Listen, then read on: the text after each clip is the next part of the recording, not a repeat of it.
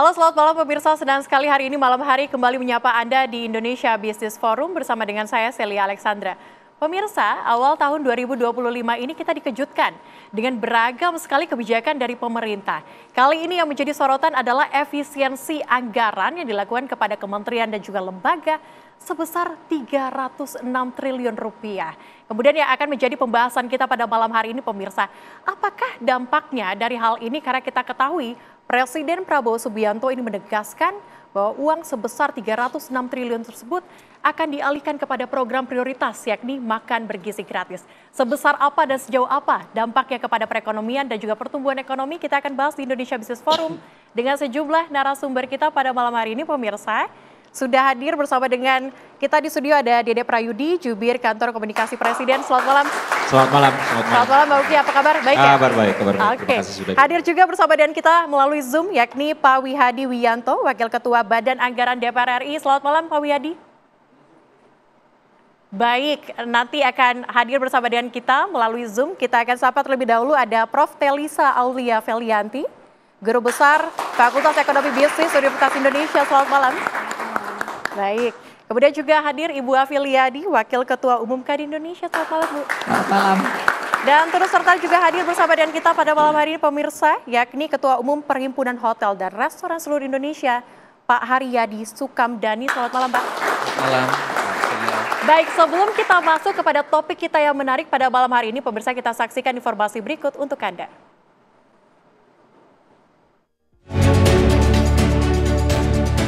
Langkah Presiden Prabowo Subianto untuk melakukan efisiensi anggaran menuai pro dan kontra.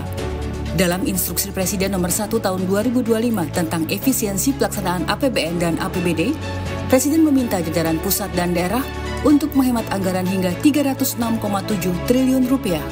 Sebagian dana hasil penghematan akan digunakan untuk memperluas jangkauan penerima manfaat program makan bergizi gratis. Saya ingin pengeluaran-pengeluaran yang tidak perlu, pengeluaran-pengeluaran yang mubazir, pengeluaran-pengeluaran yang alasan untuk nyolong, saya ingin dihentikan, dibersihkan. Saya mau menghemat uang itu untuk rakyat, untuk memberi makan untuk anak-anak rakyat. Saya ingin memperbaiki semua sekolah Indonesia. Menteri Keuangan Sri Mulyani mengatakan penghematan anggaran justru akan mendorong pertumbuhan ekonomi. Sebab sebagian dananya akan digunakan untuk menambah alokasi anggaran makan bergizi gratis sebesar 100 triliun rupiah. Hal ini diharapkan bisa menimbulkan manfaat berganda bagi usaha kecil dan menengah di seluruh Indonesia. Jadi kalau pertanyaan dampak pada pertumbuhan ekonomi, ya justru ini akan memberikan diharapkan dampak pada pertumbuhan ekonomi. Seperti kayak makanan bergizi gratis apabila nanti struktur dari supply chains di pemerintah atau lokasi masing-masing makin diperkuat, makan siang bergizi ini sudah pasti off-takernya ada. Sehingga supply chains-nya dari mulai sayur mayur, kemudian daging dan berbagai itu yang bisa diproduksi oleh para produsen lokal, entah itu petani, usaha kecil menengah, itu memiliki peluang untuk mendapatkan market yang pasti.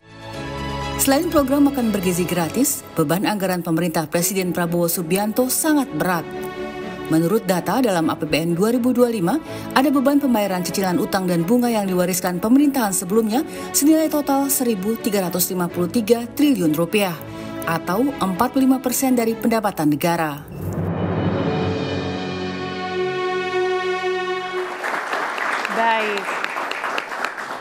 Baik, kalau kita lihat bersama pemirsa memang program prioritas dari Presiden Prabowo ini bagus sekali, khususnya untuk program makan bergizi gratis. Tapi yang menjadi perhatian kita pada malam hari ini adalah APBN kita nih Bang Uki. Ini kalau kita lihat tahun 2025 ini cukup berat. Kita punya program prioritas yang begitu banyak, kemudian kita juga punya kewajiban yang harus dibayarkan di tahun ini. Apa kemudian yang menjadi prioritas atau tujuan dari Presiden Prabowo Subianto untuk menerapkan kebijakan efisiensi ini? Ya, ini kan sebenarnya berangkatnya itu dari Inpres nomor 1 tahun 2025 ya. Tentang efisiensi, tentang efisiensi anggaran ya. Jadi berbicara soal Inpres tersebut itu adalah komitmen Presiden Prabowo untuk dua hal. Yang pertama itu untuk melindungi uang rakyat dari penghambur-hamburan yang selama ini udah kita anggap biasa gitu. Nah, ini yang agak susah nih, membuka new habit, membuka new awareness. Jadi selama ini kita sudah anggap biasa, tapi sekarang nggak boleh lagi dianggap biasa. Dan yang kedua, untuk memastikan agar setiap rupiah uang rakyat itu harus terasa manfaatnya oleh rakyat itu sendiri. Yaitu ini poin keberpihakan. Jadi kalau misalnya saya ibaratkan sebuah tubuh ya, analogi ya. Jadi kalau tubuh itu saat ini kita sedang berusaha untuk mengurangi lemak-lemak yang tak jenuh itu. Lemak-lemak yang sedang tidak dibutuhkan oleh tubuh. Supaya pertama kita lebih sehat. Ya, dengan tubuh yang sehat kita bisa bergerak juga lebih gesit. Lebih cepat lagi. Kurang lebih seperti itu ya analoginya ya. Nah terkait dengan program prioritas Presiden Prabowo yang ada 17. Terkait dengan program hasil terbaik Presiden Prabowo yang ada 8. Itu betul semua. Dan itu adalah program pro rakyat. Itu program yang harus dirasakan manfaatnya oleh rakyat. Jadi tadi dikatakan di sini ya 100 triliun untuk makan bergizi gratis ya. Ini ya wacananya memang sudah ada. Wacana sudah ada tapi belum masuk ke dalam level rencana. Ya, tapi yang pasti memang untuk membiayai yang tadi 17 program prioritas dan 8 program hasil terbaik cepat. Tadi Presiden saya lihat ya di tayangan itu mengatakan saya ingin sekolah-sekolah anak-anak itu diperbaiki. Gitu. Begini, anggaran perjalanan dinas itu sebelum diefisiensikan itu 44 triliun rupiah. 44 triliun rupiah. Setelah kita potong 50%, maka kita berhasil menghemat berapa? 22 triliun rupiah. Pemerintah saat ini sedang ya mengupayakan, sudah menganggarkan komitmen terbesar ya sepanjang Republik ini berdiri untuk merenovasi sekolah yaitu sebesar 17 triliun rupiah. Artinya dengan anggaran segitu yang kita efisiensikan hanya dari perjalanan dinas saja, sekolah anak-anak kita itu udah bisa kita benerin. Mbak, saya harus buka beberapa data ya, ini data terakhir dari BPS ya. SD di Indonesia ada 148 ribu, 60%-nya berstatus rusak. Dari yang ringan, sedang, parah. Ya. SMP ada 42 ribu, 48%-nya berstatus rusak.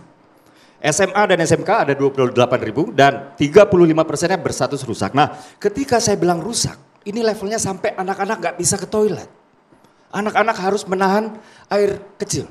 Idealnya manusia itu, apalagi yang masih aktif ya, buang air kecil itu dalam 2 jam itu sekali. Ketika mereka harus di sekolah selama 7 jam misalnya ya, kalau SMA ya, menahan membuang air kecil apalagi yang siswi perempuan. Ini kan bisa meningkatkan risiko mereka kena infeksi kemih, misalnya seperti itu ya. Nah komitmen inilah yang kemudian disebutkan oleh Presiden Prabowo. Presiden Prabowo kalau mau gampang, kemarin itu undang-undang sudah mewajibkan kita untuk menaikkan PPN sebesar 1%. Kalau mau gampang ya, barang-barang konsumsi itu dinaikin aja. Toh kewajiban sudah diamanahkan oleh undang-undang. Barang konsumsi seperti misalnya odol, sampo, kopi dan lain-lain lah. Tapi kemudian Presiden memilih untuk tidak mau membebani rakyat. Sehingga yang dinaikkan itu hanya barang-barang mewah. Barang-barang yang sudah masuk ke dalam kategori barang-barang yang dikenakan PPNBM. Atau pajak penjualan atas barang mewah seperti kapal pesiar, ya, rumah di atas 30 miliar dan lain-lain. Dan air mineral yang kita nikmatin setiap hari, kopi yang kita minum setiap pagi, itu kan nggak dinaikin. Itu kan nggak dinaikin. Bahkan stimulus atas kenaikan PPN sebesar 1% yang hanya dikenakan untuk barang-barang mewah itu tetap dikucurkan. Kita bayar listrik tetap dapat diskon. Gitu. Nah inilah dia ya, Presiden tidak mau memilih jalan gampang. Yang dilakukan oleh Presiden apa? Kencangkan ikat pinggang ini. Kencangkan ikat pinggang ini supaya setiap sen uang rakyat harus kembali dalam bentuk manfaat kepada rakyat. Baik, Bang Uki, tapi tadi sempat Anda sampaikan bahwa ini mengkencangkan ikat pinggang begitu ya. Apakah juga Presiden sudah mengkaji terlebih dahulu terkait dengan dampak-dampak ke depannya? Jadi begini, nah ini banyak misinformasi yang beredar di luaran ya. Jadi ada 4 komponen anggaran ya, yang itu anggaran belanja ya. Yang pertama adalah belanja kepegawaian. Yang kedua adalah belanja barang dan jasa. Ketiga belanja modal. Dan yang keempat itu, aduh tadi saya apa ya, nanti ya.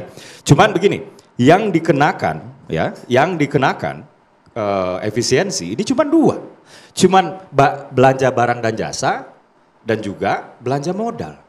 Jadi belanja kepegawaian, kemarin sempat beredar isu, wah ada pengurangan pegawai segala macam. Dapat saya pastikan itu informasi yang tidak benar, dapat saya pastikan itu misleading, dapat saya pastikan itu misinformasi. Berarti dikonfirmasi tidak akan ada PHK besar. Gak ada PHK. Kalau ada PHK yang paling pusing ya pemerintah sendiri lah. Baik. Masa pemerintah sendiri yang mau membuat PHK-nya itu sendiri. Oke Bang Uki. Itu, ya.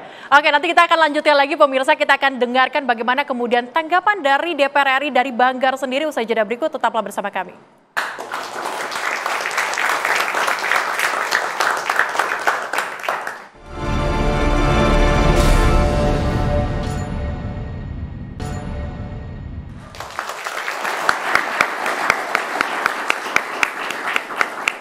Baik, Anda kembali di Indonesia Business Forum, pemirsa. Saya akan ke Pak Wihadi. Pak Wihadi, hari ini tampaknya RDP begitu banyak nih di DPR RI terkait dengan efisiensi anggaran. Sejauh ini sudah sejauh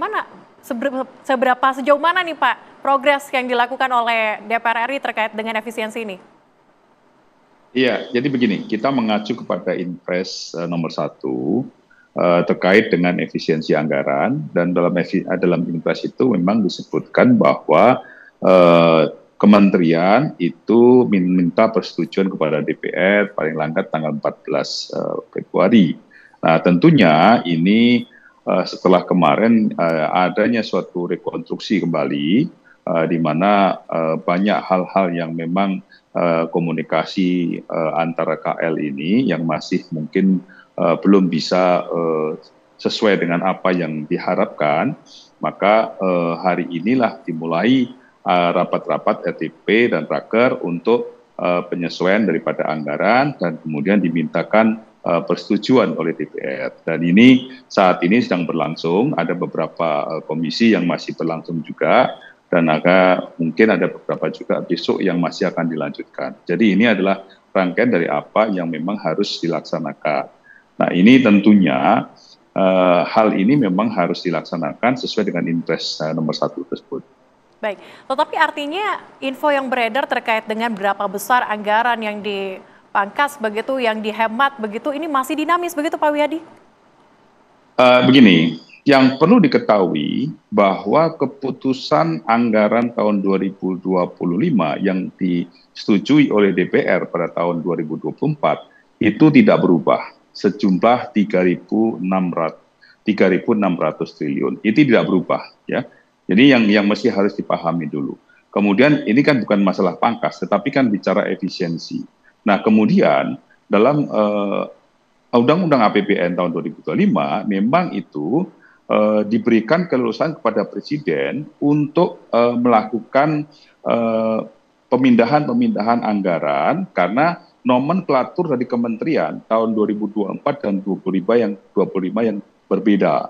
Nah, makanya di sini dari nomenklatur yang berbeda itu, maka Presiden akan memberikan pemindahan anggaran itu. Dan dalam hal ini Presiden juga melakukan efisiensi apa yang harus dilakukan pada saat ini, karena memang melihat bahwa efisiensi ini perlu dilakukan karena bagaimanapun juga kita melihat ada hal-hal yang memang tidak substansial dalam pelaksanaan anggaran itu, dan ini perlu diefisiensikan. Nah, seperti yang katakan tadi, perjalanan dinas, kemudian pembelian alat-alat TK.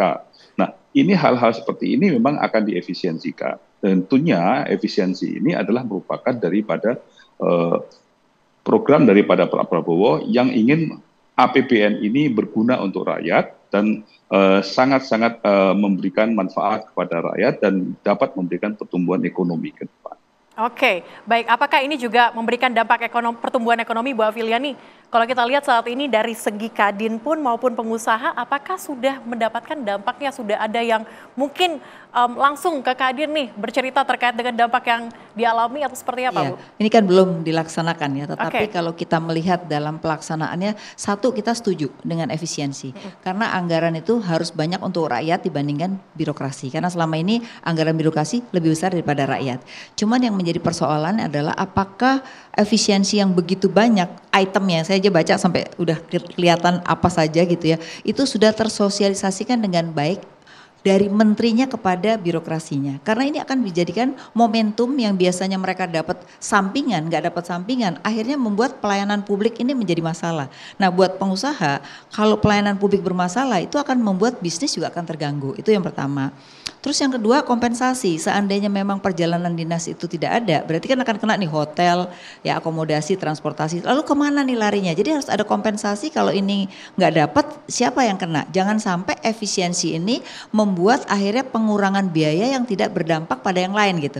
Sehingga secara agregat pertumbuhan bisa terganggu gitu. Nah kita punya hitung-hitungan sekitar 0,2 sampai 0,4% terganggu pertumbuhan kalau efisiensi ini tidak benar-benar dilaksanakan ya. Nah makan gratis itu kan dapat banyak kan porsinya. Nah itu juga gitu harus melibatkan UMKM yang ada di sana. Jadi ada pertumbuhan baru di daerah yang tadinya dengan adanya pengurangan perjalanan dinas larinya kepada UMKM dari sisi misalnya catering dan lain-lain gitu. Jadi kompensasi itu harus jelas gitu ya. Nah yang ketiga yang kita agak khawatir itu kan ada misalnya kayak maintenance itu ya. Nah itu harus didefinisikan secara jelas indikatornya. Jangan-jangan nanti mereka akhirnya gedungnya tuh lampunya nggak diurus, nah itu berbahaya. Akhirnya terjadi dismotivasi terhadap birokrasi yang juga akan mengganggu dari dunia bisnis gitu. Jadi harus ada prioritas yang jelas, mana ekosistem yang tidak mengganggu bisnis, mana ekosistem yang tidak mengganggu juga pelayanan pada publik. Dua itu sebenarnya yang paling penting harus dilakukan. Karena saya lihat kayaknya menterinya ini kurang mensosialisasikan kepada birokrasi. Jadi birokrasinya itu di level bawah itu seolah-olah ini akan ada PHK, gitu loh. Jadi isunya menjadi meresahkan rakyat, itu yang berbahaya sebenarnya. Harus ada indikator-indikator yang jelas begitu ya? Setuju sekali. Jadi misalnya kementerian itu kan ada berapa kementerian yang kena. Nah setiap kementerian itu harus jelas apa sih targetnya dan apa yang tidak boleh dikurangi dari pelayanan publik mereka gitu. Oke, kalau kita lihat pemirsa, memang dari penghematan atau efisiensi ini yang paling berdampak adalah perjalanan dinas. Nah kita coba tanyakan kepada Pak Haryadi nih, Pak Haryadi. Bagaimana kemudian PHRI menyikapi hal ini? Apakah sudah terkena dampaknya? Ya, yang jelas dampak udah pasti ya. Oke. Jadi sejak disampaikan saja itu wacana ini sudah langsung berkurang. Jadi kalau tahun lalu ada pembatalan, kalau tahun ini tidak ada pembatalan karena memang tidak ada bookingannya begitu. Nah, yang jadi masalah itu Mbak, jadi kalau kita lihat di akomodasi khususnya itu kalau di daerah itu menjadi stimulan sebetulnya. Jadi rangkaian di daerah itu, hotel itu, jasa akomodasi ini berpengaruh terhadap mata rantainya. Pemasok dari UMKM-nya, terkait dengan PAD juga, itu juga berpengaruh. Jadi di Indonesia ini hampir seluruh daerah itu kita rata-rata 5 besar. Bahkan ada yang 3 besar, maksudnya sumbangan dari PAD dari kami. Nah ini otomatis juga PAD-nya akan terganggu.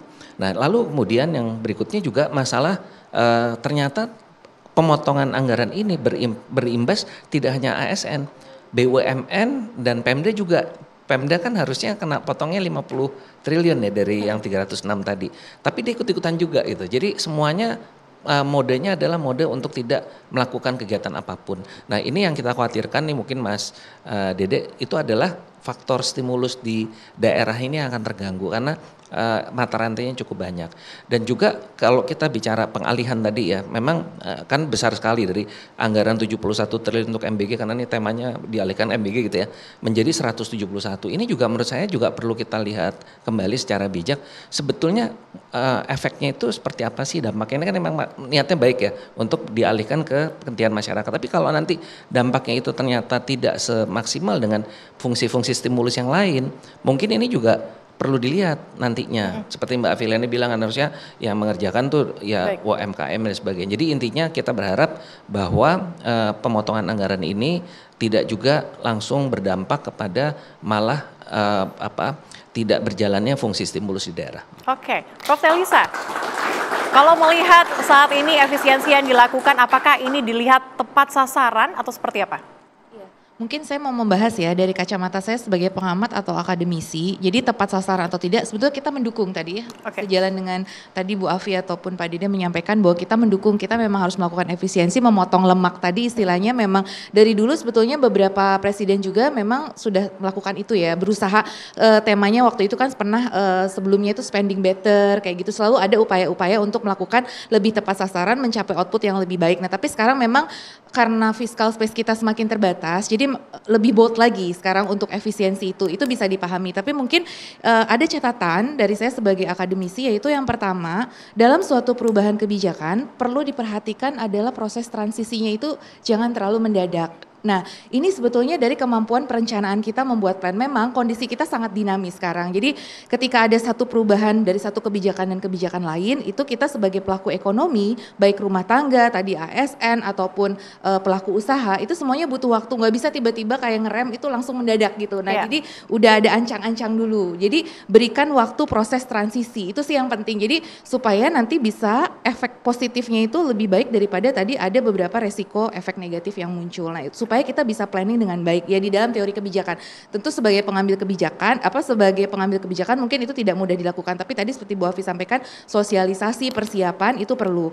Karena sebenarnya kan gini, APBN 2025 itu kan sebetulnya sudah didesain di tahun 2024 ya, waktu nota keuangan itu kan sebetulnya sudah diplan. Waktu itu juga sudah ada proses harmonisasi ya. Jadi cuma waktu itu memang dengan plan PPN yang naik. Nah, tapi kan kemudian PPN tidak naik, terus tiba-tiba global terpilihnya Trumponomics 2.0, tekanan harga komoditas, nilai tukar kita yang melemah, sehingga banyak sekali tekanan kepada APBN-nya. Jadi akan-akan itu agak mendadak. Nah itu yang mungkin supaya pelaku usaha seperti tempatnya Pak Haryadi ya, itu bisa melakukan mitigasi terlebih dahulu begitu. Jadi ketika presiden itu berubah, itu bagus sekali ya, masing-masing presiden punya prioritas masing-masing.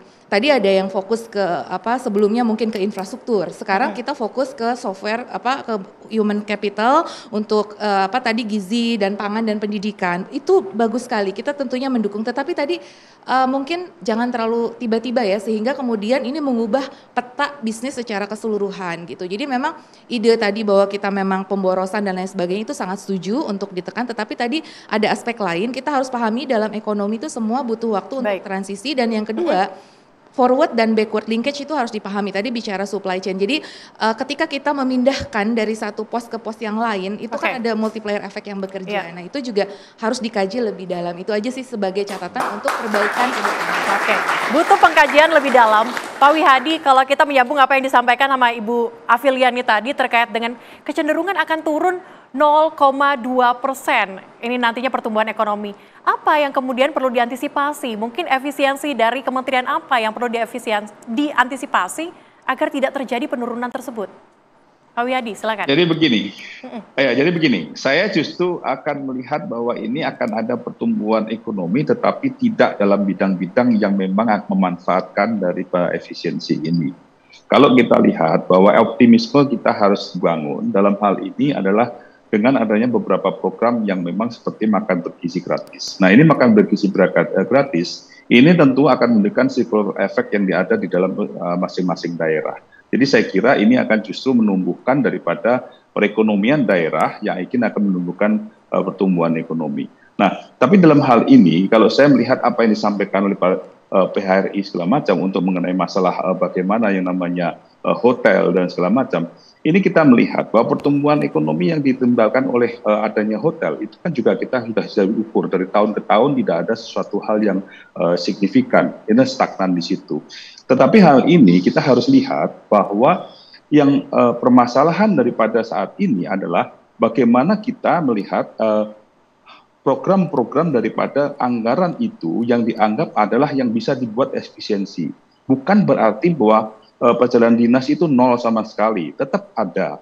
Kemudian bukan berarti bahwa yang namanya seminar itu nol, itu tetap ada. Tetapi dilihat daripada urgensi daripada program itu. Nah inilah yang harus disosialisasikan kepada semuanya, bahwa efisiensi ini adalah berdasarkan program anggaran yang ada. Dan program anggaran itu basicnya adalah di belanja pegawai dan belanja pegawai, bukan di belanja pegawai, tapi di belanja barang dan belanja modal. Untuk belanja pegawai itu tidak akan tidak akan berubah. Kemudian bansos itu tetap akan berjalan.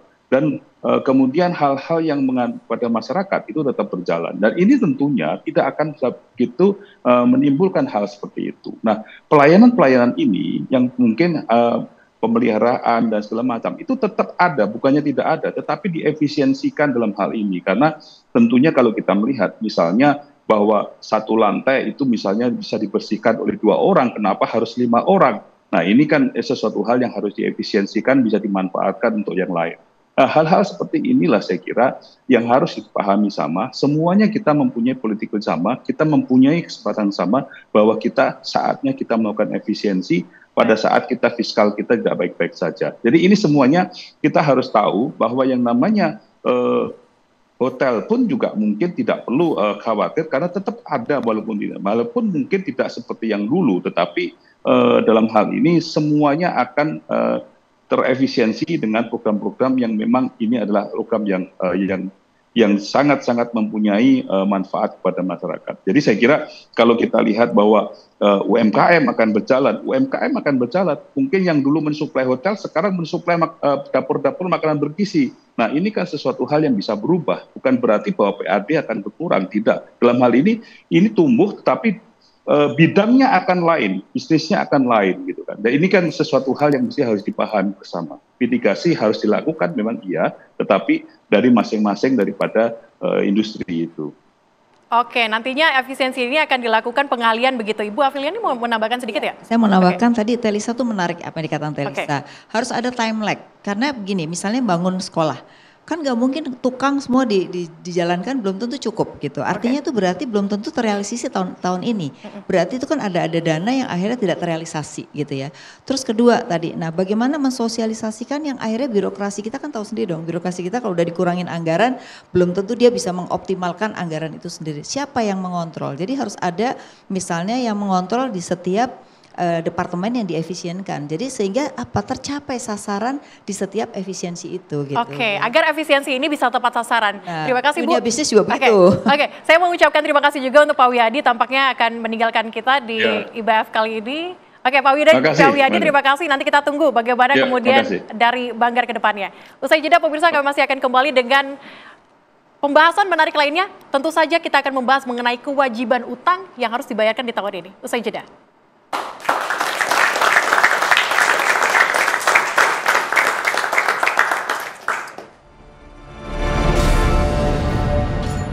Karena memang selama ini APBN kita belum bisa membiayai semua sektor. Jadi ada hal-hal yang perlu diefisiensikan supaya ada pemerataan. Kalau menurut saya yang paling efektif digunakan untuk kegiatan-kegiatan yang bersifat akar rumput seperti kesehatan masyarakat. Efisiensi itu memang bisa saja diperlukan asalkan memang sesuai dengan sasarannya gitu. Jadi tidak lagi membuat anggaran di kementerian atau lembaga yang tidak sesuai dengan posnya gitu. Di sektor pendidikan, kesehatan gitu, mungkin dengan ekonomi. Saya setuju jika memang ditemukan anggaran-anggaran yang mungkin kurang tepat. Memang efisiensi ini mungkin tidak hanya terjadi di kalangan pemerintahan saja, tapi pasti akan berdampak pada sektor swasta. Jangan sampai kita memberikan sebuah keputusan tanpa kajian yang secara mendalam, aslinya justru berdampak pada perekonomian kita. Tidak masalah pemangkasan anggaran itu, selama relokasi atau penempatan anggaran berikutnya itu adalah tepat sasaran. Yang paling diprioritaskan yaitu adalah satu, sektor pendidikan. Selain pendidikan adalah kesehatan. Anda kembali di Indonesia Business Forum, pemirsa. Yang menjadi perhatian kita juga di tahun 2025 ini adalah kewajiban membayar utang. Bang Uki, utang kita tahun ini jatuh temponya 800 triliun plus bunga 500 triliun. Bagaimana kemudian pemerintah menyiapkan dana sebanyak itu untuk membayar hutang-hutang? Apakah sudah dipersiapkan? Sudah. Okay. Kan itu sudah masuk di dalam RAPBN kita ya, sewaktu masih dirancang, kemudian juga sudah disahkan kemudian gitu ya. Jadi kalau terkait utang ini sebenarnya publik nggak perlu khawatir. Jadi rasio utang kita itu masih jauh dari apa yang digariskan batas maksimum oleh undang-undang kita, yaitu sekarang masih di 40 sekian persen ya, 45% ya. Sementara batas atas maksimum itu 60%. Dan itu sudah ditetapkan oleh peraturan perundang-undangan. Ya, jadi nggak usah khawatir lah. Justru ya di sisi lain ini sebenarnya adalah ketika badan global ya atau negara lain memberikan pinjaman atau bahkan rakyat sendiri, karena salah satu komponen utang itu adalah suku apa namanya ya intinya itu dari domestik juga, dari rakyat suku bunga kita negara. Obligasi itu maksud saya, obligasi. Nah, jadi semakin baik ya negara ini running, maka publik dalam negeri maupun luar negeri juga akan semakin percaya.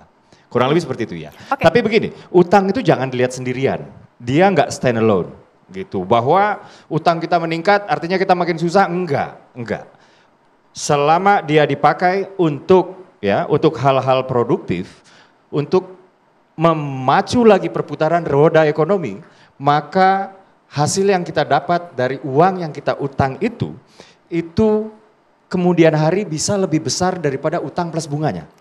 Gitu. Jadi dia nggak boleh lihat sendiri ya. Kita juga harus ngelihat misalnya GDP gitu ya Indonesia dan nilai aset itu 2014 dari yang tadinya 1.700 triliun ya sekarang di 2024 itu nilai aset kita udah 13.000 triliun ya. GDP juga dari yang tadinya 10.500 triliun di tahun 2014 ya, sekarang di tahun 2024 di angka 20.000 something triliun. Artinya apa? Artinya ketika kita melihat utang jangan seperti kita melihat kita karena nggak punya uang maka kita belanja makan di warung gitu, nggak gitu. Ini utang ini dipakai untuk pos-pos yang produktif. Bang Uki, tapi yang menarik ini adalah dari efisiensi 306 triliun, apakah juga sebagian akan dipakai untuk membayar utang di tahun 2025 atau seperti apa nih? Enggak. Efisiensi ini fokus untuk 8 program hasil terbaik cepat dan juga 17 program prioritas. Tapi kalau misalnya teman-teman ingat ya, jadi saya ini kan dulu kan juru bicara TKN, tim kampanye nasionalnya Prabowo Gibran juga.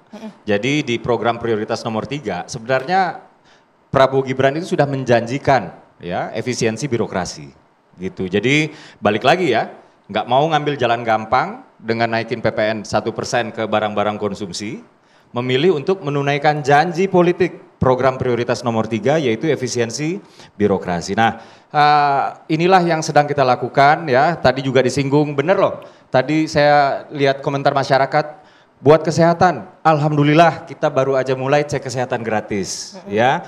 Jadi ini pertama kali sepanjang Republik ini berdiri, negara secara masif memberikan proteksi kepada mereka yang sehat. Kalau dulu kan memberikan layanan kesehatan kepada mereka yang sakit, BPJS ya. Sekarang kita upgrade, mereka yang sehat sekarang juga harus diproteksi supaya sehat terus. Dan alhamdulillah kita sudah mulai. Pendidikan tadi saya juga sudah katakan, misalnya dengan renovasi sekolah-sekolah yang rusak, negara sudah menganggarkan 17,5 triliun, bahkan belakangan ini sudah dari DIPA-nya itu 20 triliun. Gitu. Baik. Dan ini besar sekali. Jadi untuk pendidikan, untuk kesehatan ya, lalu ya salah satunya juga program makan bergizi gratis dan semoga tidak dibentur-benturkan lah.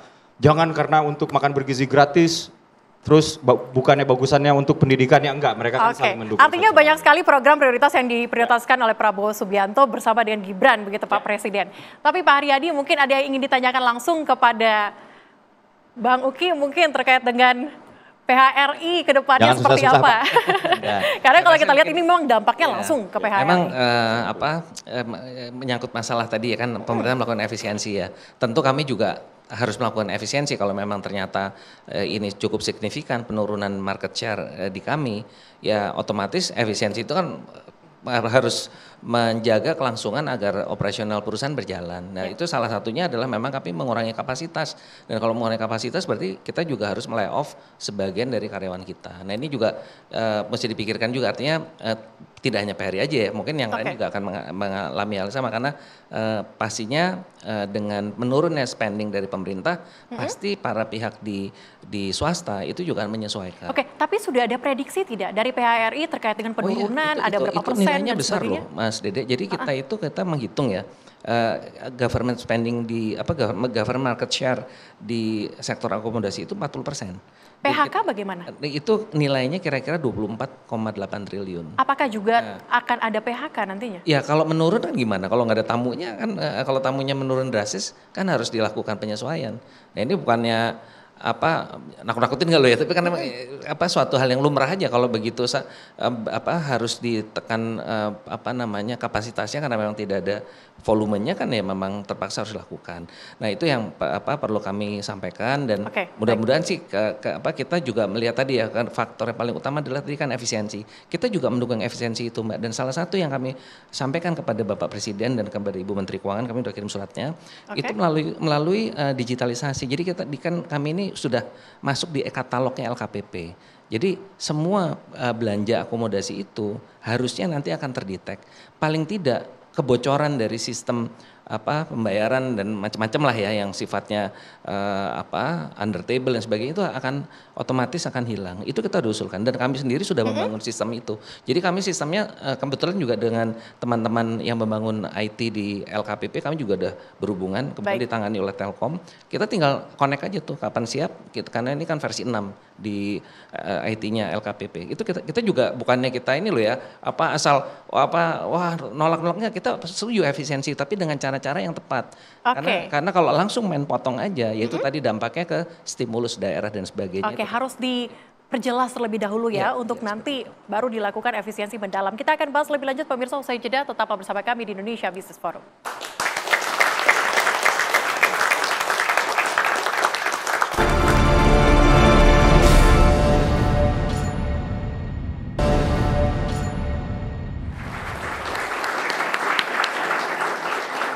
Masih bersama kami di Indonesia Business Forum pemirsa. Prof. Telisa, kalau kita lihat terkait dengan efisiensi ini tampaknya bukan di Indonesia saja, di luar negeri Argentina, kemudian Amerika Serikat dan Vietnam juga menerapkan efisiensi.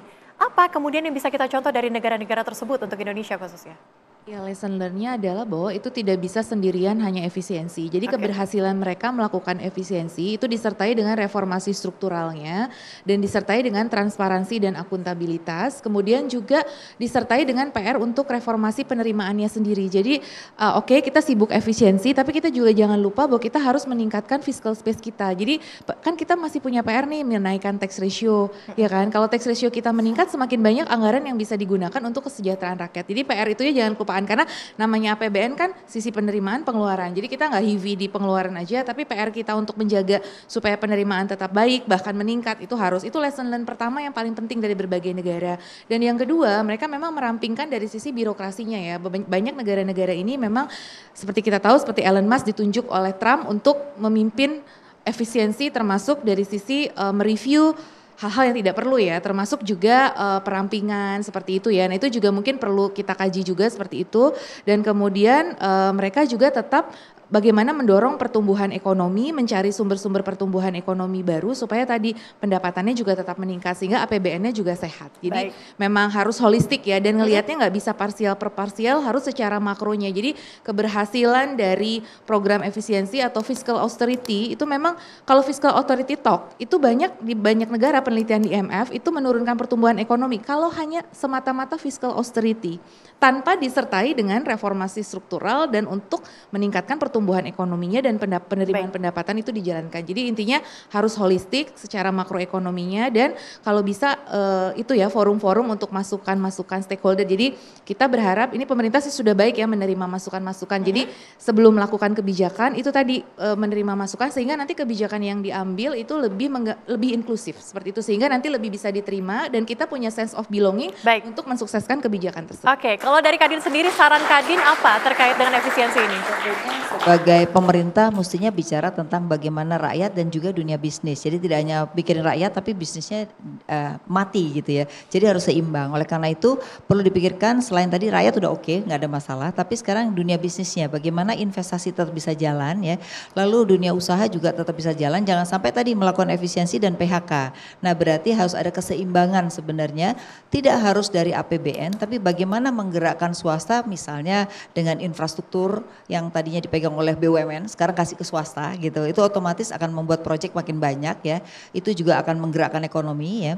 Terus yang kedua juga kan sekarang ada Danantara, sekuritisasi dari aset negara yang bisa digunakan juga untuk mengkapitalisasi infrastruktur ke depan gitu. Nah, saya rasa ini satu hal yang akan meningkatkan pertumbuhan ekonomi dan otomatis akan meningkatkan pajak gitu. Jadi pajak itu harus dilihat dari multiplier efek ekonomi dulu baru pajak. Jadi jangan pajaknya dulu baru dilihat ekonominya gitu. Oke, terima kasih.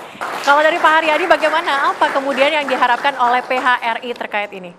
Kami berharap bahwa program yang akan datang itu yang populisnya agak dikurangin ya. Justru sekarang harus memberikan program yang memberikan masyarakat itu menjadi lebih produktif. Karena bukannya MBG bagus-bagus saja, tapi kalau itu jumlahnya masif, dalam arti kata tidak diberdayakan orang tuanya ya, itu juga nanti kan akan carry over, orang tuanya nggak terbangun juga untuk mandiri secara ekonomi. Mungkin itu ya. Dan juga tadi masalah hutang, itu ekor kita tinggi terus Mas. Itu membuktikan bahwa hutang yang kita ambil itu tidak efisien, tidak membuat pertumbuhan yang berkualitas. Oke, itu saja. Baik. Kalau dari Bang Uki, mungkin closing statement-nya? Iya, semenjak 10 tahun yang lalu ya Indonesia fokus dalam pembangunan infrastruktur, maka kini saatnya Presiden Prabowo menginginkan kita untuk invest sebanyak-banyaknya pada modal manusia atau human capital. Dan di sini banyak sekali program dan harus kita akui ya, program-program Presiden Prabowo itu mahal-mahal.